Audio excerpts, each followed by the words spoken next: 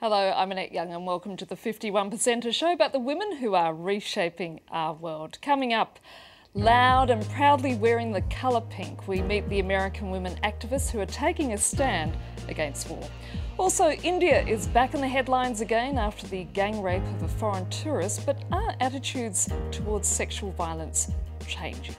And an image you don't often see here in schools, boys being taught how to sew, how a French school is doing its bit to challenge gender stereotypes. But first, in Washington, D.C., a city very much dominated by suits, a group of protesters stand out. I'm talking about Code Pink, an anti-war protest movement. Now, the media-savvy, largely female members have disrupted everything from hearings on Capitol Hill to appearances by President Barack Obama. Our France 24 team went to meet the women in pink. This is our brand new house. We just moved into it this week. It will, at some point, certainly be pink. Come on in. Yes, Code Pink likes to do things differently. A modest HQ for an arguably small organisation, but with a big media impact.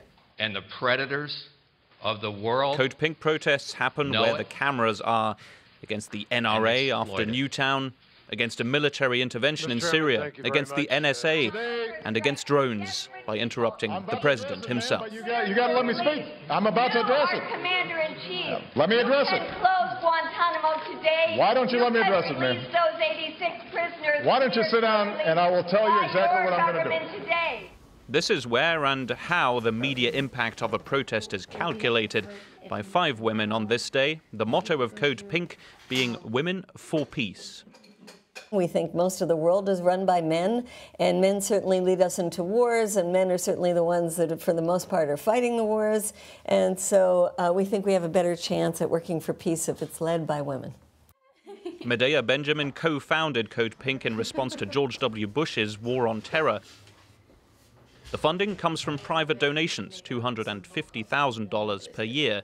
During the Obama years, membership numbers have dwindled somewhat.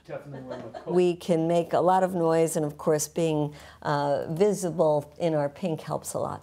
For the last several years, we've really been focusing on drone warfare and trying to mobilize public opinion here in the U.S.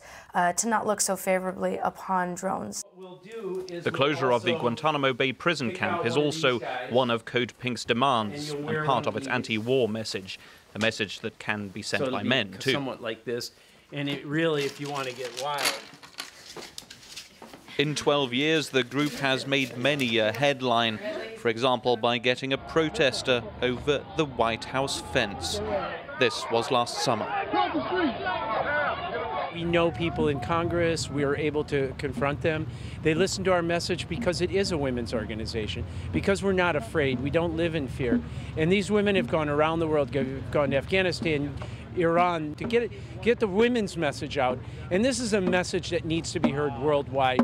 That's why I'm with Code Pink, and that's why I think we are effective. The next stop for Code Pink is Geneva. As Syrian peace talks get underway, the group is holding their own alternative summit called Women Lead to Peace.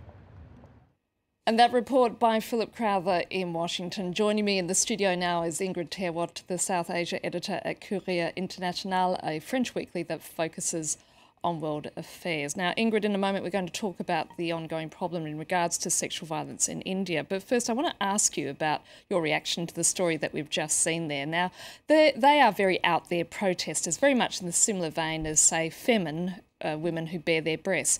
But do you think such protests can be counterproductive?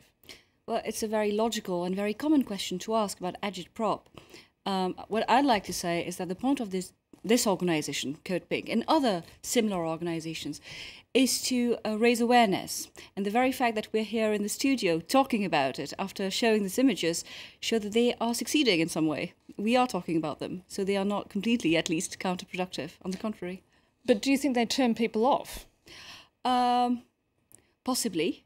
But the point is to talk about the issues. And indignation, outrage, can be productive. Now, moving on to the situation in India, and once again, the country's been back in the headlines over the gang rape of a foreign tourist. It does appear that sexual violence and sexual discrimination is very much firmly entrenched in Indian society. It is very much so. The international media started talking about it about a year ago with the December 2012 gang rape, which was horrific. But there are cases of rape on the front pages of every Indian daily, every day.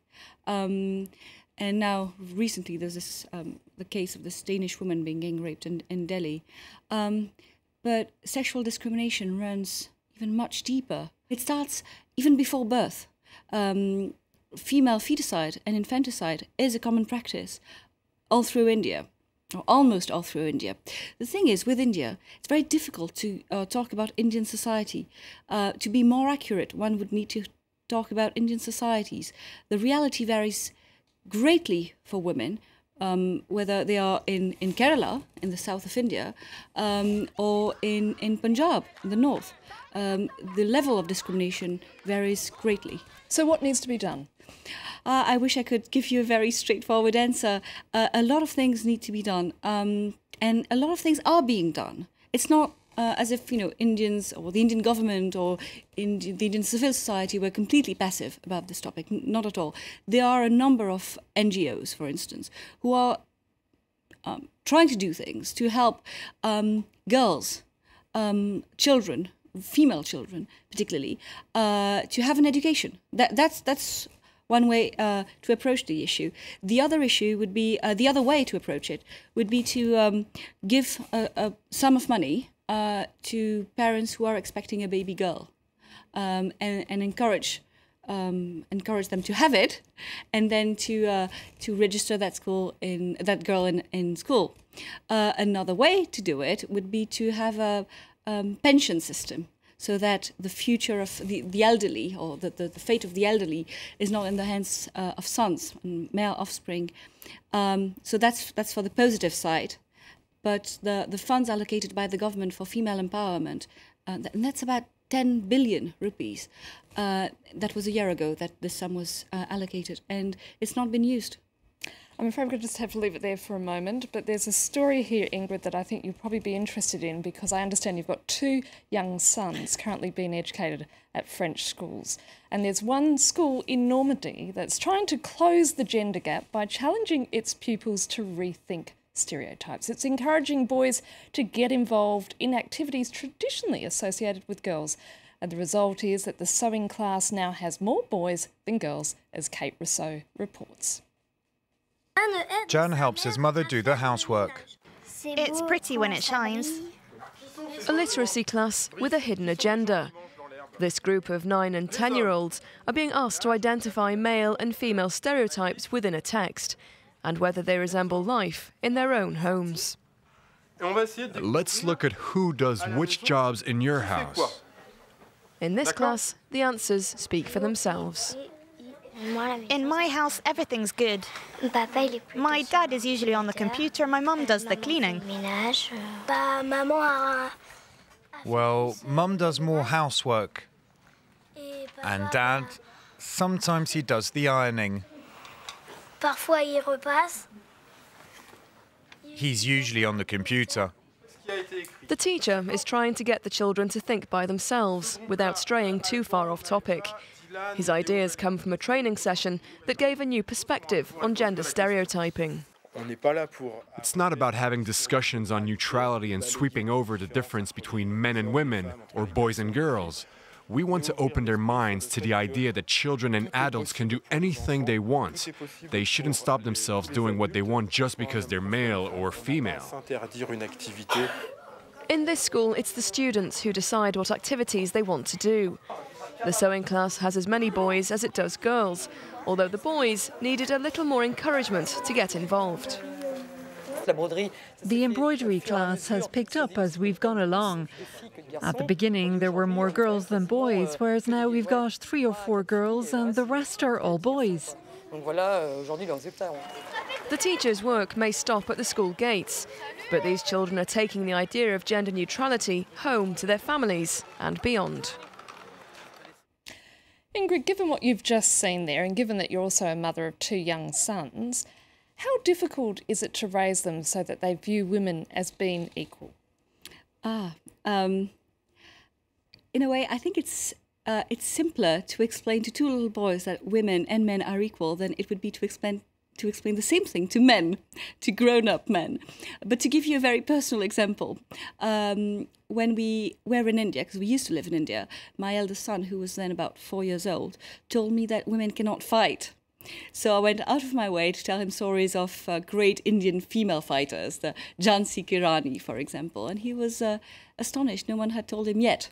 And I think in France, because that's where we are now, a school does help in a great way with little things like the choice of extracurricular activities. The activities are assigned to the children; they don't get to pick, or the parents don't get to pick. My son, the same one, was assigned dance. He had to go to dance class, and he had to do arts and craft. Which I think is supposedly girly, but he was fine about it. There were as many boys as girls. Ingrid Therwart, thank you so much for being with us. And that's it for this edition. If you'd like to comment on what you've just seen, check out our Facebook page. That's France24/the51%, or do send us a tweet at _51%. We'd love to hear from you. And until our next program, bye for now.